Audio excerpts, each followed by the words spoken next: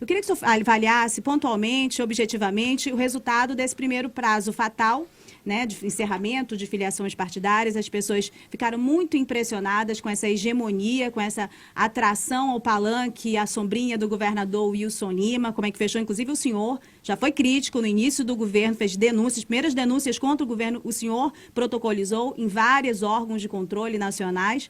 O senhor está agora também nesta sombrinha de aliado do governador Wilson Lima. Para além dele, esse momento político dele, como ele se prepara para a eleição, os outros pré-candidatos ao governo, Amazonino Mendes, que é líder de pesquisa, mas ficou ali um pouco afunilado, né, sem partido, até que conseguiu cidadania.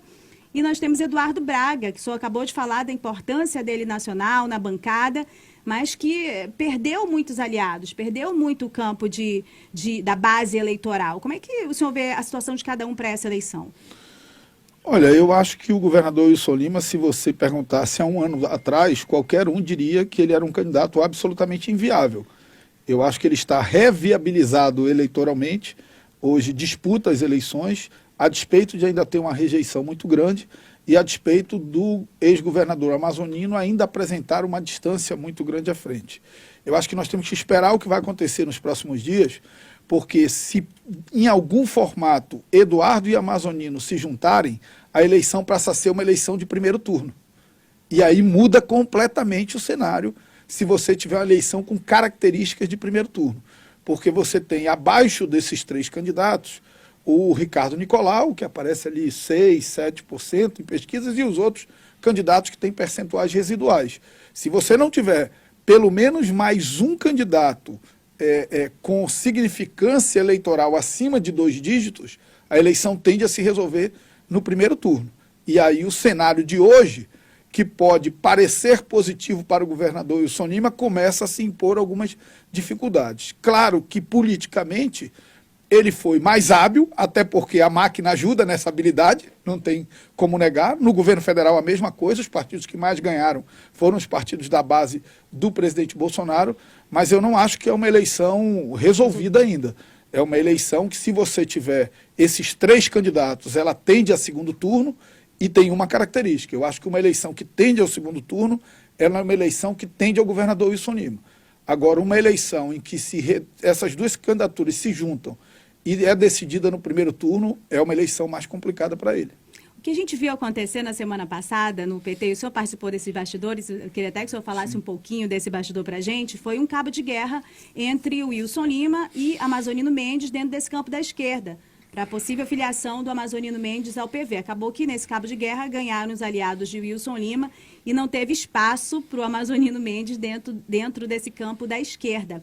Então isso significa que, de fato, nós não teremos fator surpresa para o governo do Estado. E eu queria que o senhor falasse, me falaram, recebi essa informação que na guerra de bastidores entrou Lula, Zé Dirceu, Gleisi Hoffmann, e que uma das pessoas consultadas a respeito da condição dos pré-candidatos aqui foi o senhor.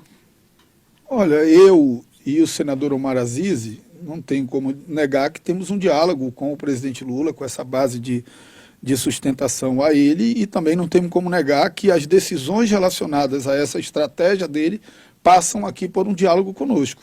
Agora, o PT tem as suas instâncias independentes e não somos nós que vamos influenciar nisso. Olha, tem uma pergunta aqui do Jadir, membro do PT, da CNB. Você quer fazer, Rafael? Pode ser. A gente recebeu também aqui a pergunta, que é a seguinte. Primeiramente, ele mandou um abraço aqui ao conterrâneo de movimento estudantil, deputado Marcelo Ramos, e faz o seguinte questionamento. Deputado, me parece que o senhor apoia o governador Wilson Lima. Com o Wilson apoiando o Bolsonaro, qual é o presidente do nobre deputado? Não, Jadir mandando mensagem. O meu presidente não será o Bolsonaro. Ponto. Isso está dito desde o início. Eu vou esperar uma posição oficial do meu partido. Todo mundo sabe o diálogo que eu tenho com o presidente Lula. Eu ontem mesmo dei uma manifestação que hoje é o destaque da coluna lá do Estadão, né? Me angustia ver o presidente Lula no momento em que o Brasil tem 19 milhões de pessoas passando fome, 116 milhões em insegurança alimentar, 13 milhões de desempregados, inflação em 2 dígitos, juros em 10,75, me angustia ver o presidente Lula criando conflito institucional com o Congresso e falando de aborto. Essa é a pauta que o Bolsonaro adora. Essa é a pauta que o Bolsonaro nada de braçada.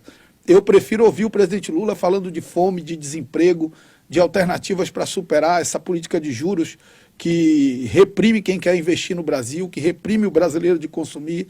Eu prefiro o presidente Lula falando de mecanismos de controle da inflação, em especial a inflação nos alimentos, no combustível, na energia, que tem causado tanto sofrimento, tanta desesperança para o povo brasileiro. Meu presidente certamente não será o Bolsonaro e eu vou esperar só o meu partido tomar uma posição oficial, que tudo caminha, na minha opinião, para neutralidade, para não ter candidato nenhum, para deixar público quem será o meu candidato a presidente.